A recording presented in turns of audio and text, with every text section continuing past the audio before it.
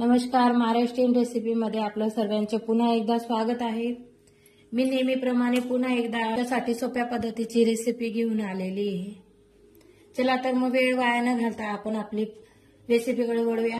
आजची आपली सोप्या पद्धतीची रेसिपी आहे शिमला मिरची। इथे मी दोन शिमला मिरची लांब अशा कापून घेतलेल्या आहेत बघा, अशा लांब साईजने कापून घेतलेल्या आहेत बारीक।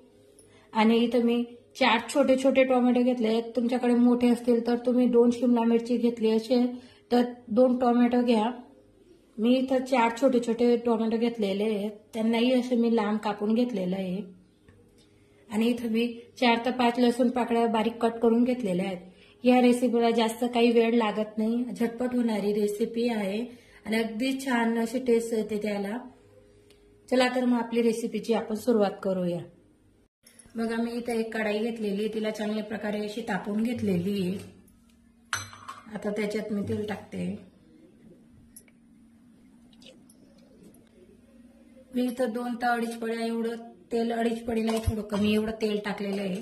तुम्ही तुमच्या हिशोबाने टाकू शकता, कारण की शिमला मिरची तयार झाल्यानंतर तेल सोडते ही भाजी झाल्यानंतर, म्हणून आधी थोडं कमी तेल टाकू आपण।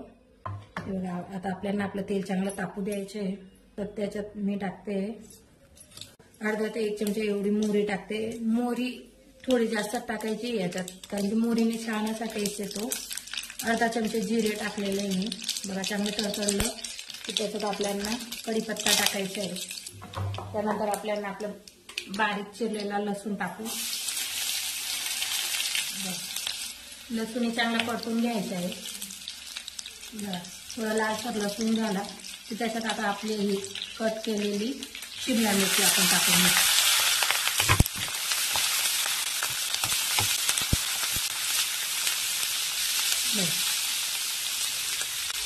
याच्यात आपल्याला आधी या मिरच्या आपल्याला चांगल्या शेकून घ्यायच्या आहे, म्हणजे असे चिटकतील अशा थोड्याशा कडकंची लागतील अशा थोड्या कडक होतील अशा आपल्याला शेकून घ्यायच्या आहे।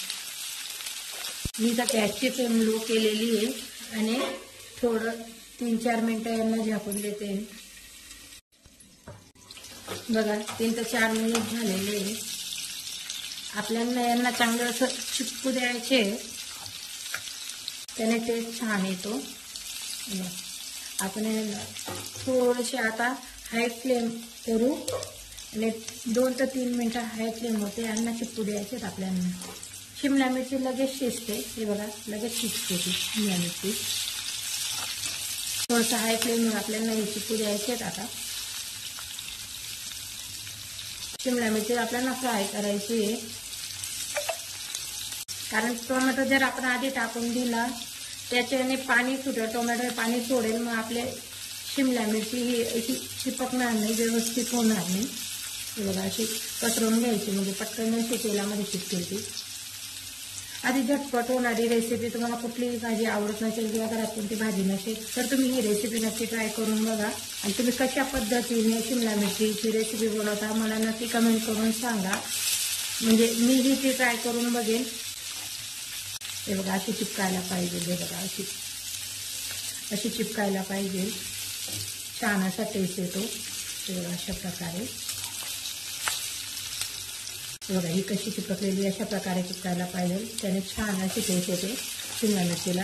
आता गॅसची फ्लेम आपण एकदम लो करू। हे बघा, तुम्हाला वाटत असेल इथं लसूण हे जळून गेलेले, पण त्याच्यानेही छान टेस्ट येते। हे बघा, आता झालेलं आहे।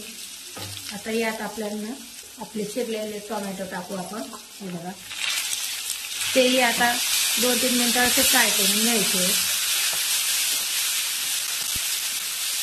टोमॅटोला जास्त शेकायची गरज पडत नाही, कारण की ते तेलात टाकल्याबरोबर विसरतात। हे बघा, लगेच वितळलं। 2-3 मिनिटं असे टोमॅटो आपल्याला राहू द्यायचे आहेत। आता याला 2 मिनिटं आपण झाकून देऊ, म्हणजे टोमॅटो आपले लवकर सॉफ्ट होतील। मला 2 मिनिटं झालेले आहेत। बघा, टोमॅटो बी मस्त सॉफ्ट झालेले आहेत आपले। तुम्ही याच्यात बारीक चिरलेला लांब असा चिरलेला कांदाही ऍड करू शकता। हे बघा, टोमॅटो हा आपला सॉफ्ट झालेला आहे। आता आपण याच्यात आपले मसाले टाकू। इथं मी अर्धा चमचा इतकी हळद घेतलेली आहे। अर्धा चमचे धनेपूड, अर्धा चमचेला थोडा कमी एवढा गरम मसाला घेतलेला आहे. तिखट तुम्ही तुमच्या हिशोबाने घेऊ शकता.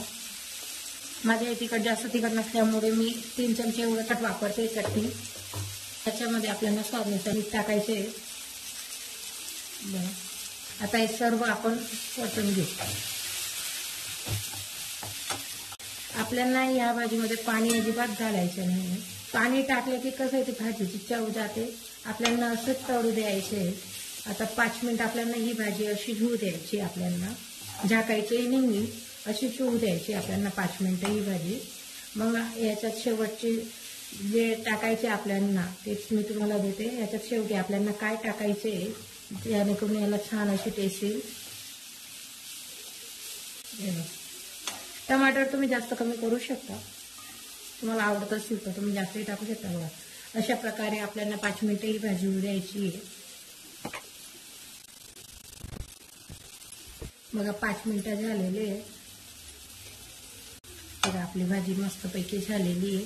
शिमला मिरची चिपकायला पाहिजे, अशी चटकलेली भाजी खूप छान लागते. भाजी चटकायलाच पाहिजे, त्याच्याने छान टेस्ट येतो भाजीला. हे तशी कच्ची लागते. जास्तही आपल्याला शिमला मिरची शिजवायची नाही. आता सर्वात शेवटी म्हटलं म्हणजे आता याच्यात मग आपण शेंगदाण्याचे कूट टाकू. इथे मी 2 ते 2.5 चमचे एवढं शेंगदाण्याचे कूट टाकलेलं आहे. तुम्ही तुमच्या हिशोबाने करू शकता. हे बघा अगदी कमी तेलात झटपट होणारी ही भाजी. 2 मिनिटं सोडून शेंगदाण्याचे कुटे भाजलेले शेंगदाण्याचे केलेलं आहे, म्हणून त्याला जास्त वेळ नाही येऊ दिला तरी चालेल. आता याच्यात आपल्याला मस्त वरून कोथिंबीर टाकायची आहे. परतून घेऊ आता मस्त. झाली आपली भाजी. कोथिंबीर सोबत मी याच्यात थोडीशी कसुरी मेथी बी टाकते, त्यानेही छान टेस्ट येते भाजीला.